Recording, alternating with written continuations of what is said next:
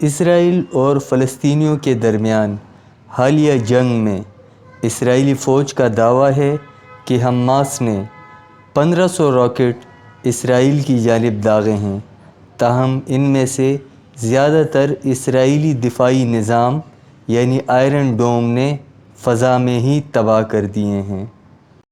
اسرائیلی فوج کا کہنا ہے کہ ان کے دفاعی نظام آئرن ڈوم کی کامیابی کی شرح تقریباً 90% ہے۔ ویورز، آئیے جانتے ہیں کہ آئرن ڈوم کیسے کام کرتا ہے۔ آئرن ڈوم ان متعدد میزائل شکن نظاموں میں سے ایک ہے جو اسرائیل میں اربوں ڈالر لگا کر نصب کیے گئے ہیں۔ یہ نظام ریڈار کی مدد سے اس کی جانب داغے گئے راکٹس کو ٹریک کرتا ہے اور ان کو روکنے کے لیے انٹرسیپٹ کرنے والے میزائل داغتا ہے۔ اس ٹیکنالوجی کی سب سے خاص بات یہ صرف ان راکٹس کو نشانہ بناتا ہے جو کہ زیادہ آبادی والے علاقوں کی جانب آ رہے ہوتے ہیں، جس کی وجہ سے یہ نظام سستا پڑتا ہے۔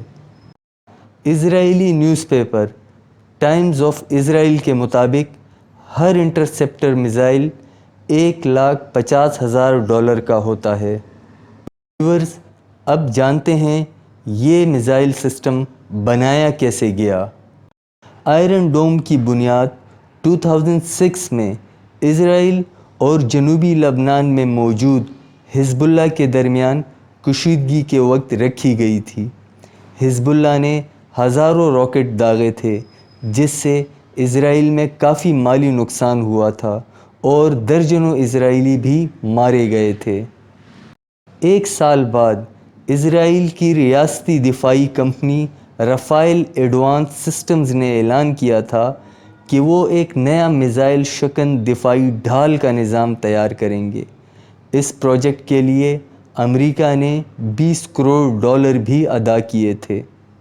کچھ ہی برسوں کی تحقیق کے بعد یہ نظام 2011 میں پہلی مرتبہ جنگی حالات میں ٹیسٹ کیا گیا، جب اس نے جنوبی شہر بیرشیبا پر داغا گیا ایک راکٹ مار گرایا تھا۔ ویورز، اب ہم بتائیں گے کہ اس نظام کی کیا کمزوریاں ہیں۔ اس بات میں تو کوئی شک نہیں کہ آئرن ڈوم نے اسرائیلیوں کو کئی حملوں سے بچایا، مگر یہ مکمل طور پر 100% کامیاب نظام نہیں ہے۔ آئرن ڈوم کا ایک پارٹ جو کہ ایشکلون شہر کا دفاع کر رہا تھا، تکنیکی خرابی کی وجہ سے حالیہ کشیدگی میں آف لائن رہا، جس کا مطلب ایشکلون شہر پوری طرح حماس کے میزائلوں کے رحم و کرم پر تھا۔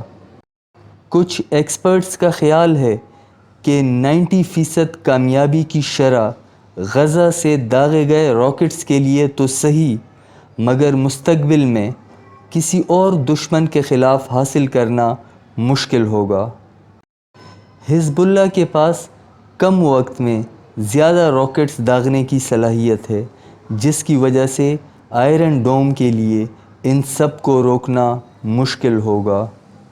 ویورز، ہمیں اس کے ساتھ ساتھ یہ بھی دیکھنا ہوگا کہ حماس اور حزب اللہ اپنے روایتی ہتھیاروں کے ساتھ آئرن ڈوم کے خلاف نبرد آزما ہوتی ہیں۔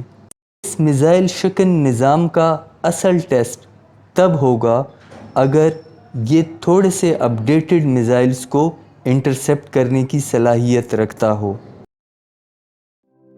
اسی کے ساتھ ہی اپنی ویڈیو کو ختم کرتے ہیں۔ لائک کیجئے، سبسکرائب کیجئے اور بیل آئیکن دبانا ہرگز مت بھولیے۔